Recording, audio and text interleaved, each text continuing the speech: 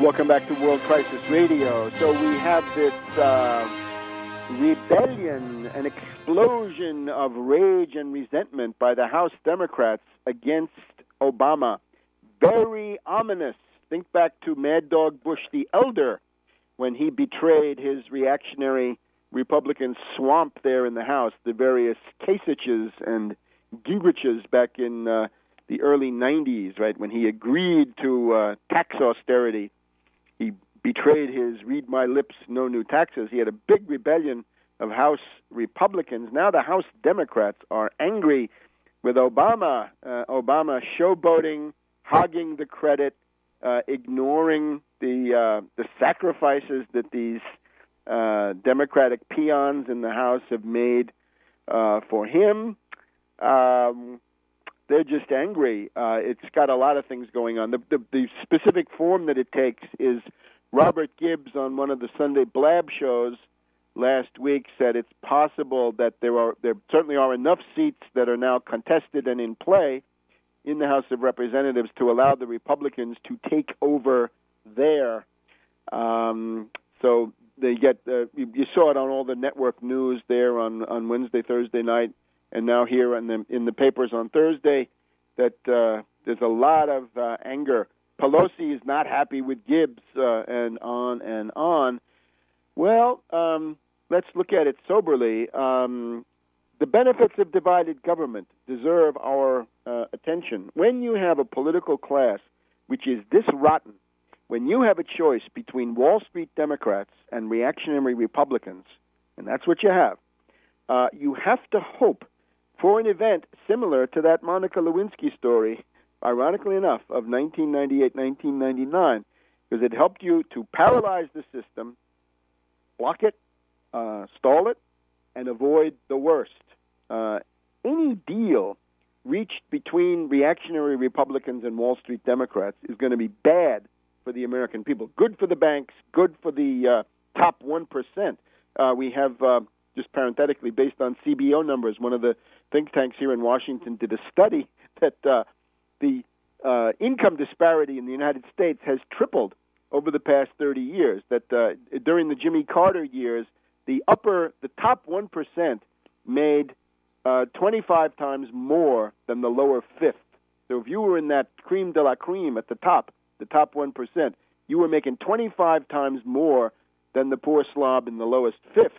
That was under Carter. Now it's 75 times more, 75 to 1. Interesting. Income distribution, it hasn't happened. It's gone in the other direction, oh Republican demagogues. The income distribution you talk about is nowhere to be found. The Reagan tax cuts and everything that came after have amounted to a massive distribution of wealth from the lower 3/5 into the top 1%. They are the big winners. They are the beneficiaries of this system. That is what Bush the Younger referred to as his base. So you have this going on, right? The polarity, the polarization, the income disparities have increased. Niccolo Machiavelli, who knew what he was talking about, said that if you have huge income disparities in the population, another way to say that is that the country is corrupt, that a huge income disparity, and I don't mean 3 to 1, 5 to 1, 10 to 1, fine, but not 50 to 1 and not 75 to 1, and that's where we are. We are now, as of 2007, 2008, in the worst income disparity situation since the Andrew Mellon reactionary Republican era of 1928. And you'll remember Andrew Mellon, under whom Harding, Coolidge, and Hoover served.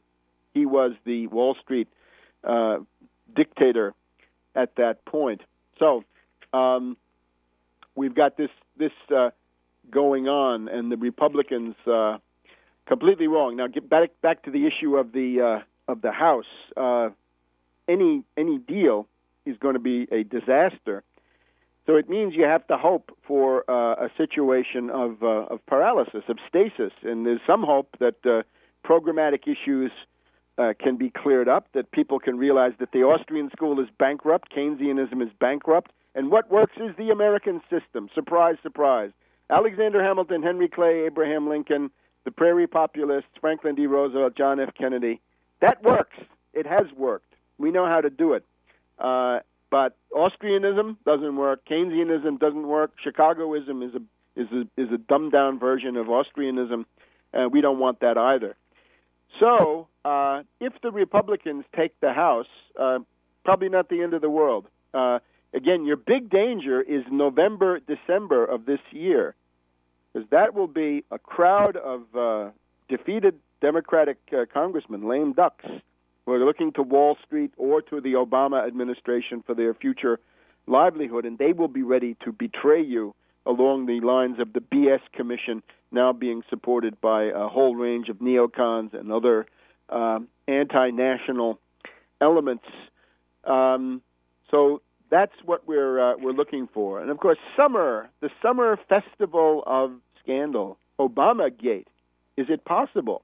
There are all kinds of scandals hanging in the air. You can look them up on the internet. Gigolo Gate.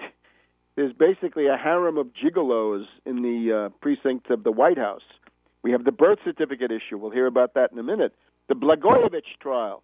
We have the extreme czars, right? The lunatic ideologues that have been packed into the White House as czars. We have all this going on. And, of course, the summer is a great time for these scandals to break out. Most recently, the Mark Foley scandal broke out in September of 2006, a late summer scandal, I guess we can say, just at the borderline between summer and fall.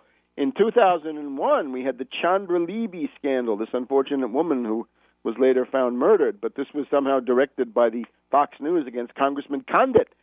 So summer is a time when there's somewhat less hard news, especially in different parts of the world, and these scandals can emerge. So keep your eyes open and do what you can to direct the attention of the media, radio, talk shows, call in.